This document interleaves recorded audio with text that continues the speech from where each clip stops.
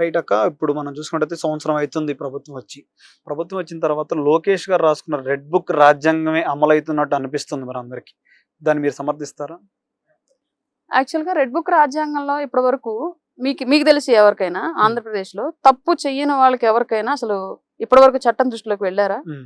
Red బుక్‌లో ఆయన రాసుకున్న పేర్లన్నీ కూడా గత 5 ఏళ్ల పాటు పరిమితులు మించి, పరిధులు దాటి రాజకీయం చేసిన వాళ్ళు, రాజకీయాన్ని హింస వైపు తీసుకెళ్లిన వాళ్ళు, ప్రభుత్వ వ్యవస్థల్లో ఉంటూ ప్రభుత్వ ఖజానా నుంచి జీతం తీసుకుంటూ పార్టీకి బానిసత్వం చేసిన వాళ్ళు, ఇట్లాంటి వాళ్ళ పేర్లే లోకేష్ గారు అందులో రాసుకుంది.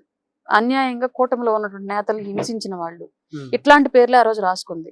ఇవాళ మీరు ఎవరినైనా చూడండి, ఇదిగో వీళ్ళకి అన్యాయంగా శిక్ష పడిందండి, ఇతను శుద్ధపోస, అసలు ఏమి తెలియదు అమాయకుడు కానీ మీ రెడ్ బుక్ రాజ్యాంగం అని చెప్పేసి అరెస్ట్ చేశాను, ఒక్క పేరు చెప్పండి మీరు చూద్దాం. నేను ఒక్క పేరు కూడా చెప్పలేరు. ఎందుకంటే గత 5 ఏళ్ల పాటు మేము పోరాడాం, వాళ్ళ మీద అప్పుడే కేసులు కట్టించడానికి పోరాడితే మాకు ఒక్క డిపార్ట్మెంట్ పర్సన్ కూడా సహకరించలేదు. నేనే ఎన్నో సందర్భాల్లో స్టేషన్ చుట్టూ తిరిగి ఎఫ్ఐఆర్లు నమోదు అవ్వక, ఇంకా నన్నే కన్విన్స్ చేయడానికి, నన్నే ఎమోషనల్ బ్లాక్ మెయిల్ చేయడానికి పోలీస్ డిపార్ట్మెంట్లో ఉన్న ప్రయత్నిస్తే ఎన్నో సందర్భాల్లో వెనుదిరిగి వచ్చిన సందర్భాలు చాలా ఉన్నాయి నాకు. మరి అట్లాంటప్పుడు ఆ రోజు కట్టించలేని కేసులు శిక్ష వేయకుండా వదిలేస్తే అలా మళ్ళీ అదే కంటిన్యూ చేస్తారు కదా. అది ఇప్పుడు మా ప్రభుత్వం వచ్చాక చేస్తున్నారు లోకేష్ గారు. తప్పు చేసిన వాడికి ఆ ప్రభుత్వం ఎంటర్టైన్ చేసి, ఎంకరేజ్ చేసి, పదవులు ఇచ్చి, డబ్బులు ఇచ్చి, దోచుకోవడానికి కొన్ని కాంట్రాక్టులు ఇచ్చి ఎంకరేజ్ చేసింది ఆ ప్రభుత్వం. ఇదే కంటిన్యూ అవుతూ ఉంటే వాళ్ళున్న ప్రభుత్వంలో వాళ్ళు కూడా అలాగే తయారవ్వాలని గ్యారంటీ ఉంది. సో అది అడ్డుకట్ట వేయాలి కాబట్టి ఆ రెడ్ బుక్ లో ఉన్న పేర్ల ప్రకారం తప్పు చేసిన వాళ్ళకి ఖచ్చితంగా చట్టం దృష్టిలో శిక్షించేలాగా లోకేష్ గారు చర్యలు తీసుకున్నారు. ఇంకా చెయ్యాలి, ఇది చాలదు. ఇప్పుడు ఉన్నటువంటి వ్యవస్థలో ఎట్లా ఉందంటే పరిస్థితి, ఇక్కడ చట్టాల్లో లోపాలు ఎన్నో ఉన్నాయి. జగన్మోహన్ రెడ్డికి తెలిసినంతగా ఒక జడ్జికి, నాకు తెలిసి ఒక లాయర్ కూడా తెలియదు. అంటారు కదా, బాగా పిహెచ్డి చేసినటువంటి, పీజీ చేసినటువంటి డాక్టర్ కన్నా కూడా 10 జబ్బులు ఉన్న పేషెంట్ ఎక్కువగా ప్రిస్క్రిప్షన్ మెయింటైన్ చేస్తాడంట. అంటే తనలో ఉన్న లోపాలు, తన లోపాల నుంచి బయటపడడానికి తను చేసిన ప్రయత్నాల ద్వారా ఎక్కువ నాలెడ్జ్ ఉంటుంది. అట్లాగే ఇవాళ జగన్మోహన్ రెడ్డికి ఉన్నటువంటి 38 కేసులు, దాని నుంచి అతను తప్పించుకొని తిరగడానికి చేసిన ప్రయత్నాల ద్వారా చట్టంలో ఉన్నటువంటి లొసుగులు అతనికి తెలిసినంతగా నాకు తెలిసి నిజంగా న్యాయ వ్యవస్థలో ఉన్నటువంటి వాళ్ళకి కూడా తెలియదు. దాన్ని ఉపయోగించుకొని ఇవాళ ఇష్టారీతిగా ఇంకా అధికారం పోయినప్పటికీ కూడా అహంకారం తగ్గకుండా వ్యవహరిస్తుంది వాళ్ళ వైసీపీ. ఈ టైంలో కూడా మనం సరైనటువంటి శిక్షలు వేయకపోతే, కఠినంగా వ్యవహరించకపోతే ప్రభుత్వం ఎవరిది, ప్రజలకు రక్షణ ఎక్కడ ఉంది అన్నటువంటి ప్రశ్న ప్రజల్లో నుంచే ప్రభుత్వానికి వచ్చేటువంటి పరిస్థితి ఉండేది. కాబట్టి ఇప్పుడు చేస్తున్నటువంటి పరిస్థితి కరెక్టే, ఇంకా చెయ్యాలి, మించి చెయ్యాలి, ఇది చాలదు. రైట్ అక్క. ఇప్పుడు మనం చూసుకున్నట్టయితే పవన్ కళ్యాణ్ ఒక 2 days నుంచి ఒక వస్తుంది సీఎం అని, 4 days సీఎం అని. సో జనసేన నాయకులు అందరూ హ్యాపీగా ఉన్నారా మరి 4 days సీఎం? అందరి విషయం నాకు తెలియదు, నేనైతే అసలేమి పట్టించుకోను ఆ విషయం. ఎందుకంటే ఒక 4 రోజులు ఇంకొక బాధ్యత ఎక్స్ట్రాగా ఆయనకి యాడ్ అవుతుందంటే, ఆయన తీసుకున్నటువంటి 5 మంత్రిత్వ శాఖలు, ఉప ముఖ్యమంత్రి, ఆయన చేస్తున్నటువంటి ఒక పార్టీ అధ్యక్షుల బాధ్యతలు, వీటన్నింటితో పాటు ఇంకొక ముఖ్యమంత్రి అనేటువంటి ఇంకొక పని 4 రోజులు ఆయనకి యాడ్ అవుతుంది అంతే. మేము టెంపరీగా వచ్చేటువంటి కుర్చీ గురించి, దాని గురించి ఆలోచించి సంబరపడే సిచ్యువేషన్, ఎందుకంటే ఆయన పదవి గురించి ఆలోచించట్లా, ఆయన సొసైటీ గురించి ఆలోచిస్తున్నాడు. 4 రోజులు ముఖ్యమంత్రిగా ఉన్నందువల్ల ఆయన ఆ 4 రోజుల్లో ఆయన అనుకున్నటువంటి లక్ష్యంలో, ప్రజలకు చేయాలంటే లక్ష్యంలో ఏం చేయాలన్న ఆలోచన చేయగలడు తప్ప నాకు కుర్చీ వచ్చిందని చెప్పేసి హ్యాపీగా ఫీల్ అయ్యేటువంటి వ్యక్తిత్వం పవన్ కళ్యాణ్ గారిది కాదు. రైట్ అక్క. మనం చూసుకున్నట్టయితే వచ్చే 15 ఏళ్ళు 20 ఏళ్ళ వరకు కూటమి ప్రభుత్వం కలిసి పోటీ చేసిద్ది అంటున్నారు. సో ఎప్పటికీ పవన్ కళ్యాణ్ డిప్యూటీ సీఎం గానే మిగిలిపోవాలా? డిప్యూటీ సీఎం గా మిగిలిపోతానని ఆయన చెప్పాల.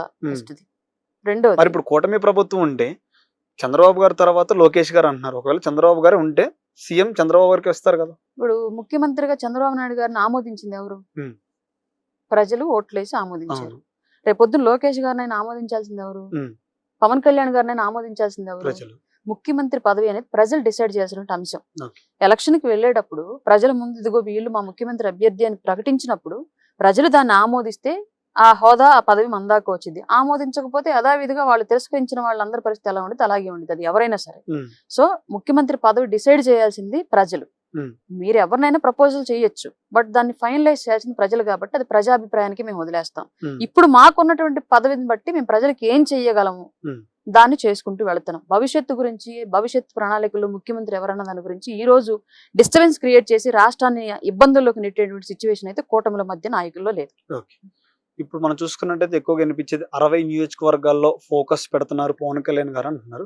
సో ఏ విధంగా నడుస్తుంది మరి? ఎందుకు 60 నియోజకవర్గాలు ఎంచుకున్నట్టు? ఇక్కడ పార్టీ నిర్మాణ దశలో ఉన్న పార్టీ మాది. ఫస్ట్ స్టెప్ 0 బడ్జెట్ పాలిటిక్స్ అంటంతో పెద్ద పెద్ద నాయకులు ఎవరు పార్టీలో వచ్చి నిలబడడానికి ధైర్యం చేయాలి. ఇప్పుడు ఉన్నటువంటి రాజకీయ పరిస్థితి దృష్ట్యా అందరూ చిన్న చిన్న వాళ్ళే. ఆ చిన్న చిన్న వాళ్ళతో రాజకీయం చేయడం ఎంత కష్టమో గత 5 ఏళ్ల పాటు అర్థమైంది. అందువల్లే ఈ పొత్తు అనేటువంటి ఒక టర్మ్ తీసుకొని ఇవాళ ప్రజల కోసం పవన్ కళ్యాణ్ గారు నిలబడ్డారు, అధికారం సాధించారు. ఇవాళ ఆయన అనుకున్న లక్ష్యాలను కూడా ఛేదిస్తూ ముందుకెళ్తున్నారు. భవిష్యత్తులో ఒకేసారి మొత్తం 175 నియోజకవర్గాలకి అంటే ఇక్కడ క్యాడర్ కావాలి. ఫస్ట్ క్యాడర్ ఉన్నా క్యాడర్ ని స్ట్రీమ్ లైన్ చేసి నడిపించగలిగేటువంటి నాయకత్వం కావాలి. నాయకత్వం వచ్చినా మన పార్టీలో ఉన్నటువంటి అభిప్రాయాలతోటి సిద్ధాంతాలతోటి అనుకూలంగా నడవగలిగేటువంటి సత్తా నిజాయితీ వాళ్ళ దగ్గర ఉండాలి.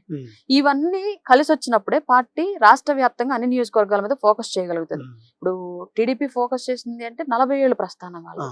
వైసీపీ చేసింది అంటే వాళ్ళ నాన్న vote bank, Congress vote bank అంతా, పైగా క్రైస్తవం అనేటువంటి ఒక రాజకీయానికి కూడా మతం ముసిగేసి తీసుకొచ్చుకున్నటువంటి ఓటు బ్యాంకు మొత్తం వాళ్ళ వెనకాలే ఉంది. బట్ ఈ జిమ్మిక్కులు ఏవి పవన్ కళ్యాణ్ గారికి కలిసి రాలి, ఇవేవి వర్కౌట్ అవ్వాలి. కుటుంబ రాజకీయాలు పవన్ కళ్యాణ్ గారికి వర్కౌట్ అవ్వలేదు, డబ్బు రాజకీయాలు పవన్ కళ్యాణ్ గారు చేయలేదు, ఈ మత రాజకీయాలు పవన్ కళ్యాణ్ గారు ఎప్పుడు చెప్పరు. కాబట్టి ఇవన్నీ కూడా మాకు అనుకూలించినటువంటి అంశాలు. ఈ అనుకూలించినటువంటి అంశాలు ఎక్కువగా ఉన్నటువంటి సందర్భంలో లిమిటెడ్ గా కొన్నింటి వరకు మన ప్రస్థానాన్ని పరిమితం చేసి అక్కడ ఎదగటం ఇంపార్టెంట్. అట్లాగే జనసేన క్యాడర్ అత్యధికంగా ఉంది అనుకున్నటువంటి ఒక 60 నియోజకవర్గాలను సెలెక్ట్ చేసుకొని ఫస్ట్ అక్కడ బిల్డ్ అవ్వాలి గట్టిగా. అన్ని చోట్ల గ్రామ స్థాయి నుంచి రాష్ట్ర స్థాయి వరకు నాయకత్వం ముందుకు తీసుకెళ్లేలాగా 60 నియోజకవర్గాలను టార్గెట్ చేసుకొని డెవలప్ చేయాలి పార్టీని. దాని తర్వాత ఫర్దర్ గా మిగతా నియోజకవర్గాలకు విస్తరించాలన్నటువంటి ఒక గోల్ పెట్టుకొని అయితే ముందుకెళ్తాం. ఓకే, రైట్ అక్క.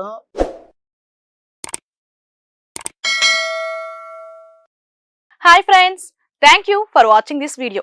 ఈ వీడియో గనుక మీకు నచ్చినట్లయితే దయచేసి లైక్ చేయండి, షేర్ చేయండి.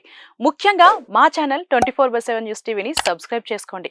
ఆ తర్వాత మీ విలువైన అభిప్రాయాల్ని, మార్పులు, చేర్పులు, కావాల్సిన వీడియో ఏమన్నా ఉంటే మన వీడియో కింద కామెంట్ సెక్షన్లో కామెంట్ రూపంలో తెలియజేయండి. నమస్కారం, సాయిదంచిక మాట్లాడుతున్నాను. ప్లీజ్ సబ్స్క్రైబ్, షేర్, లైక్ చేయండి 24/7 టీవీ ఛానల్. హాయ్ నమస్తే, నేను మీ Sonia Akula. Please subscribe to 24/7 news TV. Hi అండి, అందరికీ నమస్తే. నేను Mankota Prasad. Please do subscribe 24/7 news TV. Political, entertainment and infotainment updates కోసం like, share, subscribe 24/7 news TV. Hi friends, thank you for watching this video. ఈ video గనుక మీకు నచ్చినట్లయితే దయచేసి లైక్ చేయండి, షేర్ చేయండి. ముఖ్యంగా మా ఛానల్ 24/7 న్యూస్ టీవీని సబ్స్క్రైబ్ చేసుకోండి. ఆ తర్వాత మీ విలువైన అభిప్రాయాల్ని, మార్పులు, చేర్పులు, కావాల్సిన వీడియో ఏమన్నా ఉంటే మన వీడియో కింద కామెంట్ సెక్షన్లో కామెంట్ రూపంలో తెలియజేయండి. నమస్కారం, సాయిదంచిక మాట్లాడుతున్నాను. ప్లీజ్ సబ్స్క్రైబ్, షేర్, లైక్ చేయండి 24/7 టీవీ ఛానల్. హాయ్ నమస్తే, నేను మీ Sonia Akula. Please subscribe to 24/7 news TV. Hi అండి, అందరికీ నమస్తే. నేను Mankota Prasad. Please do subscribe 24/7 news TV.